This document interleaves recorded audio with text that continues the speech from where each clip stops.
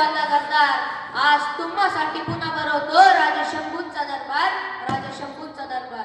खरं तर ज्यांनी शिवरायांना घडवलं, वाढवलं, त्यांना स्वराज्य घडवण्याची प्रेरणा दिली त्या राजमाता राष्ट्रमाता मासाहेब जिजाऊ, ज्यांनी या स्वराज्यास राजमुद्रा भगवान निशाण देऊन स्वराज्याची सुंदर संकल्पना मांडली, असे स्वराज्य संकल्पक शहाजीराजे, ज्यांच्या विचाराने संपूर्ण महाराष्ट्र लढला, असे स्वराज्य संस्थापक अखंड हिंदुस्थानाचे आराध्य दैवत छत्रपती शिवाजी महाराज.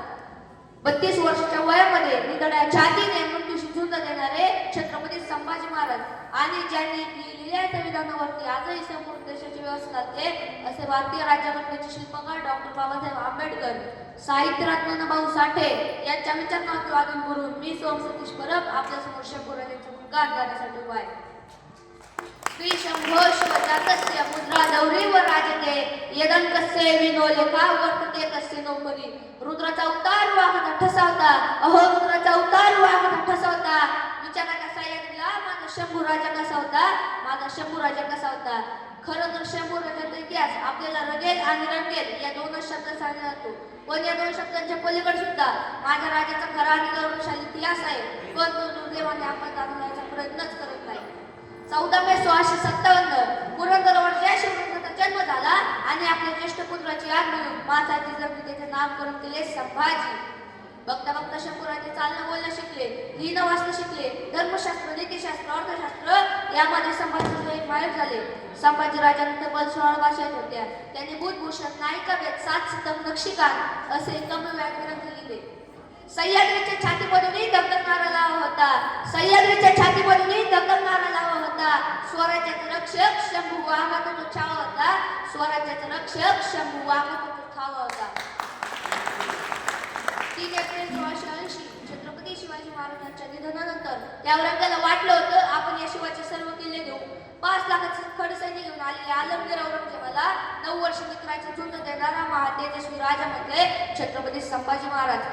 राजाने आपल्या हद्दीमध्ये किल्ले तर सोडाच, किल्ले तर सोडाच, स्वराज्याची बुडून माती सुद्धा त्या औरंगजेबाच्या हाती लागली नाही. अरे ज्या काळ मंदिरे तोडली जात होती, देव वाटवले जात होते, लपून ठेवायला लागत होते देवांना, अशा परिस्थितीत देव ते पंढरपूरला आशीर्वाद सुरू करणारा राजा म्हणजे धर्मवीर छत्रपती संभाजी महाराज. राजांनी आपल्या 9 वर्षाच्या कालखंडात 124 लढाया केल्या, पण एका लढ्यात पराभूत न होणारा राजा म्हणून जगाच्या फक्त आणि फक्त शंभू राजांचीच नोंद घ्यावी लागली. सारी दुनिया पे राज किया उसने क्योंकि जिसमें उसका पोलक था, सारी दुनिया पे राज किया उसने क्योंकि जिसमें उसका पोलक था, नहीं झुका किसी के सामने संभा क्योंकि वो राजा शिवबा की औलाद था, क्योंकि वो राजा शिवबा की औलाद था. शिवरायांच्या काळात जेवढं स्वराज्य होतं त्याच्या 5000 किलोमीटरनी संभाजी महाराज सीमा वाढवल्या. शिवरायांच्या काळात जेवढा खजिना होता त्याच्या 10 पट वाढला. सैन्य जेवढं होतं त्याच्या 5 पट वाढवलं. स्वराज्याच्या या युवराजानं आशिया खंडातील सर्वात शक्तिशाली मुघल सैन्याचा बादशाह औरंगजेबासोबत युद्धाचं रणशिंग फुंकलं. पुरंदर आणि राजगडावर होणारी छोटीशी पावलं या मोगलांचा गर्दन कान होऊन बसली. याच पावलीत इंग्रज, फ्रेंच, पोर्तुगीज, सिद्धी, मोगल यांच्या छाताडावर शिवप्रभूंच्या स्वराज्याचं भगवं निशाण रोवलं.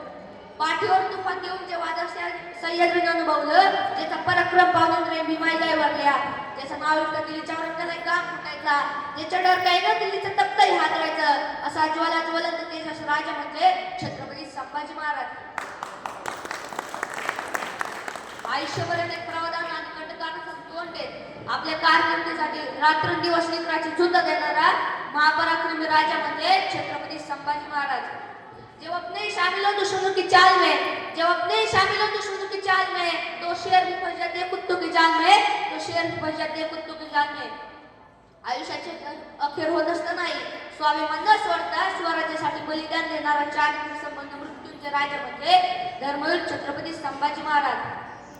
जाताना शेवटी एवढेच म्हणेन, राजे तुमच्या सावलीने सूर्यही झाकला असता, राजे तुमच्या सावलीने सूर्यही झाकला असता, पराक्रम पाहून तुमचा मुलगा चंद्रही वाकला असता, पराक्रम पाहून तुमचा मुलगा चंद्रही वाकला असता. आयुष्यात व्यक्त होण्याची संधी दिली त्याबद्दल यांचे आभार. धन्यवाद. धन्यवाद. यानंतर